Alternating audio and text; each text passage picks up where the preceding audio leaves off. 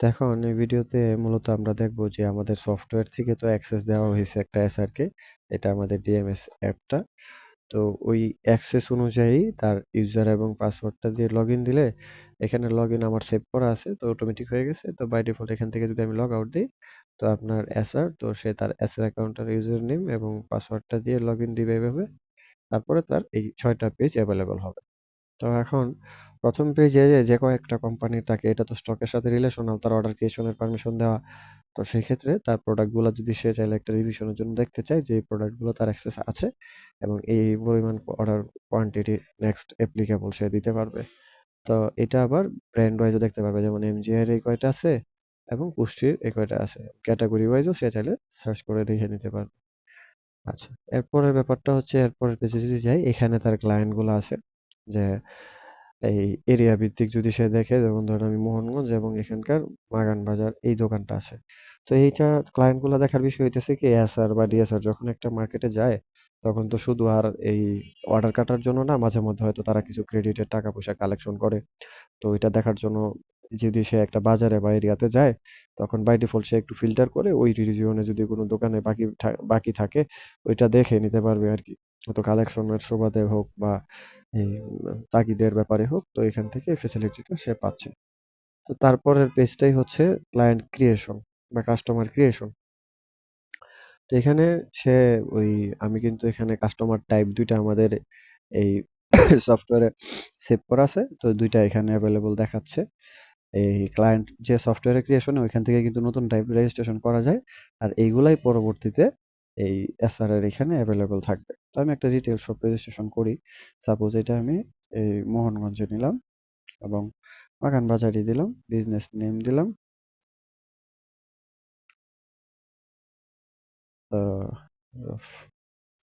The store, customer name দিলাম Shafiul Islam, phone number 013।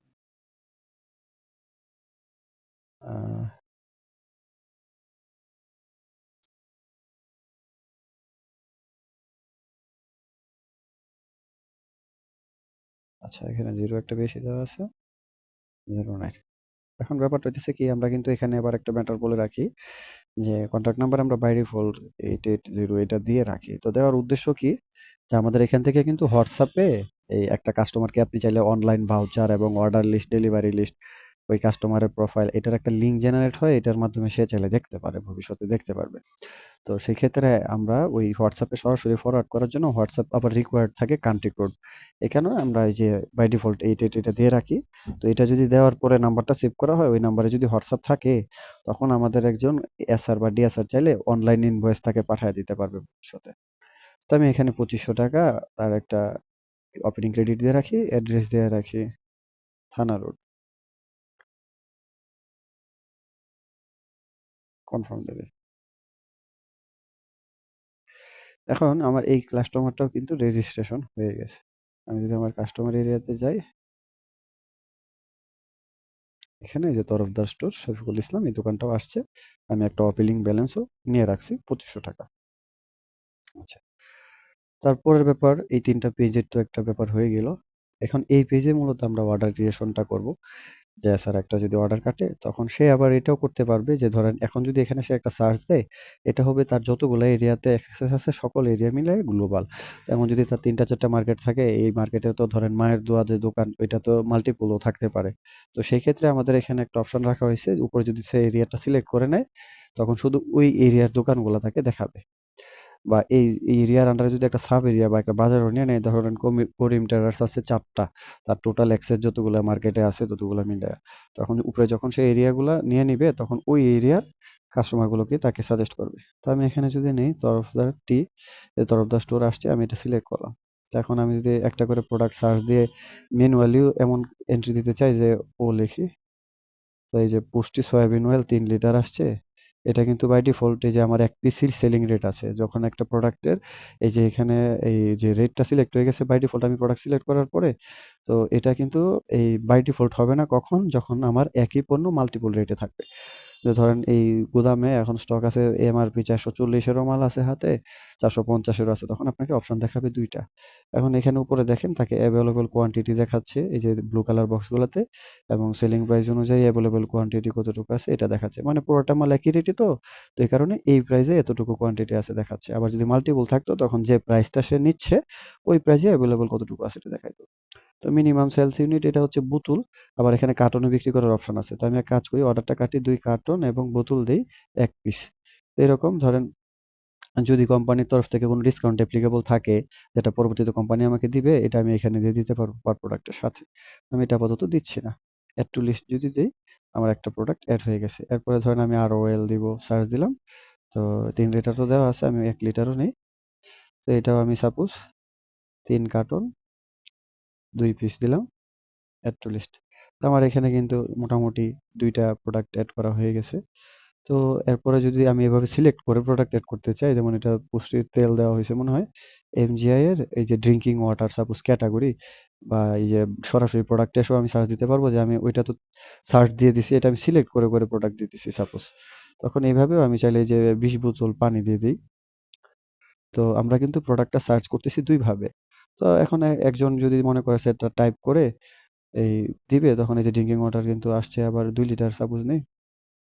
এটাও আমি দিয়ে দিই ৬ বোতল। তো এই যে এখন মাল্টিপল কোয়ান্টিটি হোক বা মিনিমাম সেলস ইউনিটি হোক, সে তার অর্ডারগুলা কাটতে পারতেছে।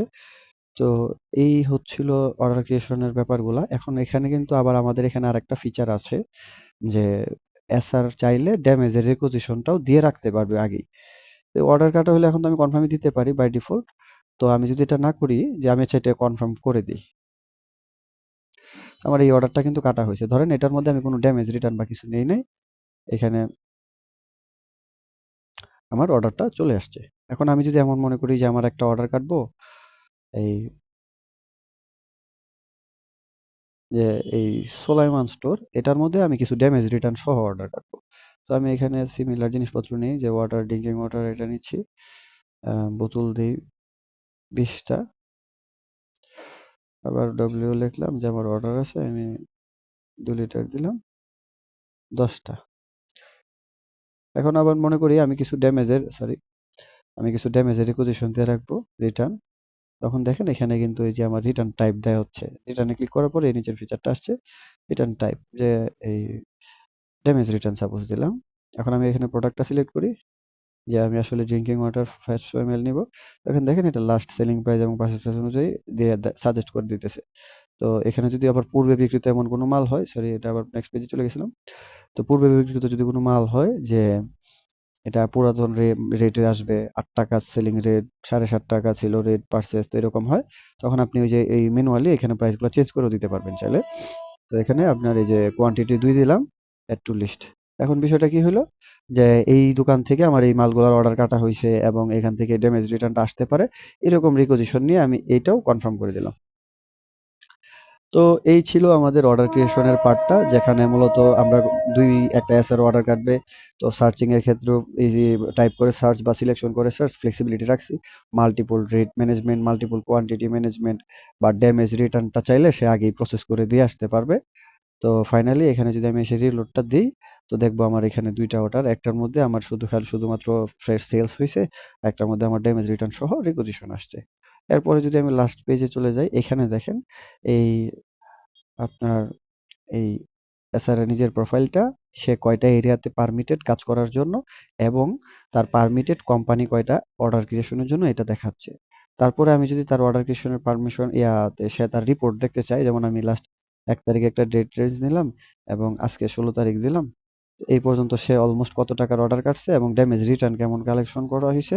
তো এই জিনিসটা কিন্তু এখানে রিপোর্টের মাধ্যমে দেখতে পারতেছে সে। যে তার এই যে আবার এটা ব্র্যান্ড ওয়াইজ, যেমন সে পুষ্টির অর্ডার কাটছে এই ৳৯,৮৫০ এবং এমজিআই এর অর্ডার কাছে ৳৭০৪। মোট সে অর্ডার ক্রিয়েশন করছে ৳১০,৫৫৪ ড্যামেজ রিটার্নের এই ক্ষেত্রেও আবার আমরা কোম্পানি ওয়াইজ সে কিরকম তার মার্কেট বা এই রুট থেকে অর্ডার ড্যামেজ রিটার্ন নিল, এটা এখানে আমরা ডিটেলস দিয়ে দিছি। এখন এর পরবর্তীতে ভিডিওতে এই যে সে অর্ডারগুলা কাটলো আমাদের সফটওয়্যারের ইমপ্যাক্টটা কি পড়ে এইটা দেখার চেষ্টা করব। আপাতত এই ভিডিওটা মোটামুটি আমাদের এসআর ইউনিটটার প্রত্যেকটা পেজ বেসিক ওভারভিউটা আমি দেওয়ার চেষ্টা করলাম।